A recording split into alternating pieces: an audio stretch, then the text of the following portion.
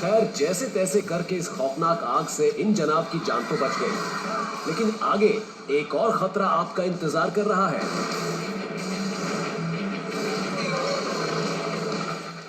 ये बेजान सा दिखाई देने वाला लोकल रेल यार्ड मेटल्स और ट्रेन्स का कबाड़ खाना जैसा लगता है।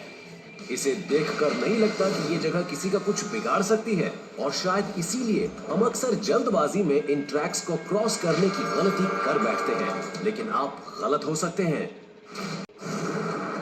ब्रैड हार्डी ने घर से निकलते वक्त सोचा भी नहीं होगा कि वो एक ऐसे खतरे में पड़ जाएंगे जहां से बचकर निकलना उनके लिए नामुमकिन होगा। वो एक चलती हुई मालगाड़ी के नीचे फंस गए हैं और उनके ऊपर कई टन स्टील है जिससे उनके सिर का कचूमर निकल सकता है। अब खुद को ब्रैड की जगह रखकर सोचिए, थोड़ी देर पहले वो दो बोगीज के बीच में गिर गए थे और उसी वक्त ट्रेन चल पड़ी। किस्मत से वो अब तक तो ठीक ठाक है, लेकिन खुद को उनकी जगह रखकर जरा इस मंजर की कल्पना कीजिए। मान लीजिए अगर आप एक दौड़ती हुई ट्रेन के नीचे फंस जाएं, तो आप क्या करेंगे? ए, पेट के बल लेटकर गुजरती ट्रेन के नीचे खुद को जैसे तैसे बचाकर रखेंगे। बी, ट्रेन के पहियों के बीच से रेंगते हुए खुद को बाहर निकालने की कोशिश करेंगे। या सी, अपने बैकपैक को ट्रेन से अटकाकर उसके सहारे बाहर आने की कोशिश करेंगे। लेकिन पहले कुछ बातें जान लेना जरूरी है। आप पेट के बल लेटे हैं और आपके पास वक्त बहुत कम है। आपके सिर के ऊपर से एक ट्रेन सरपट दौड़ रही है जो किसी भी वक्त आपका काम तमाम कर सकती है। आपके ऊपर से गुजरने वाली हर एक बोगी 70 फीट लंबी है और उसका वेट तकरीबन 80 टन है। फिलहाल ट्रेन 17 किलोमीटर प्रति घंटा की रफ्तार से दौड़ रही है। ऐसे में दो व्हील्स के गुजरने के बीच में आपके पास 4 सेकंड्स का वक्त है, और जैसे जैसे ट्रेन की स्पीड बढ़ रही है ये समय कम होता जाएगा। और हाँ, एक बात और, इस ट्रेन के आगे और पीछे एक मेटल का बम्पर नीचे की ओर लटका हुआ है जिसे काउ कैचर कहते हैं। इसका काम रेलवे के रास्ते में रोड़ा बनने वाली किसी भी अनचाही चीजों को हटाना है। इसलिए जो करना है सोच समझकर और जल्दी करना होगा। क्या होगा आपका फैसला? ए, बी या फिर सी? तो इस हालत में आप क्या करेंगे?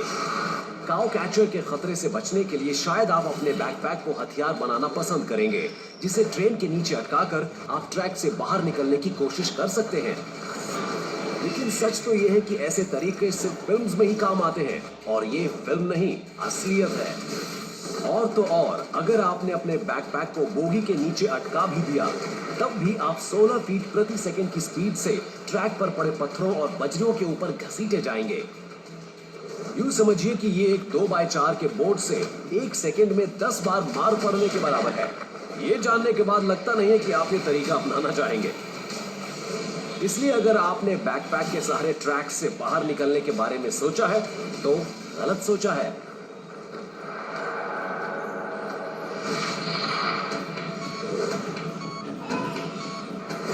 तो अगर हुक के सहारे ट्रेन के नीचे से निकलना इतना खतरनाक है, तो फिर क्यों ना व्हील्स के बीच से जगह बनाकर बाहर निकलने के बारे में सोचा जाए।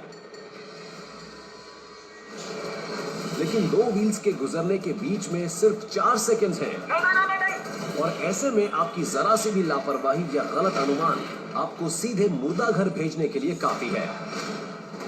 ये काम सिर्फ अच्छी किस्मत और परफेक्ट टाइमिंग के साथ ही किया जा सकता है। और अगर आप पटरी को क्रॉस करते वक्त किसी भी पहिए के नीचे आ गए, तो आपके जीवन की गाड़ी वहीं रुक जाएगी।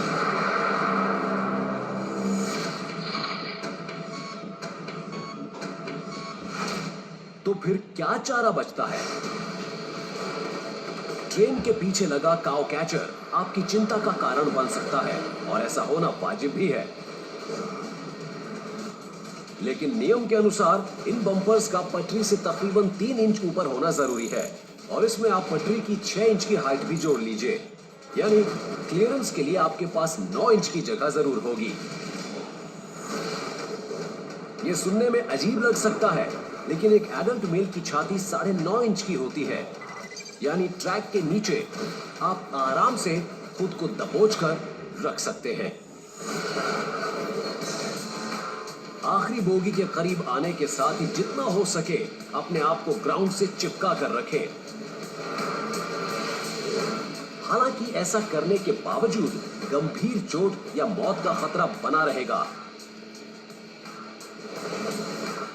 इसलिए खुद को ऐसी मुसीबत में डालने से बचिए। लेकिन अगर बदकिस्मती से ऐसा कुछ हो जाए तो यही तरीका है जिससे शायद आप जिंदा बचकर निकल पाएं। ब्रैड ने फैसला गलत लिया था, लेकिन उसकी किस्मत अच्छी थी।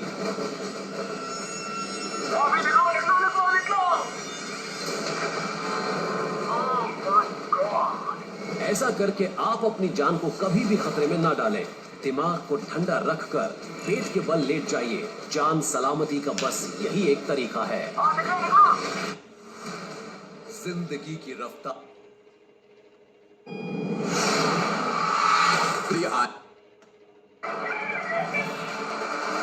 Good strike. और ऐसे में आप जो कदम उठाते हैं उसी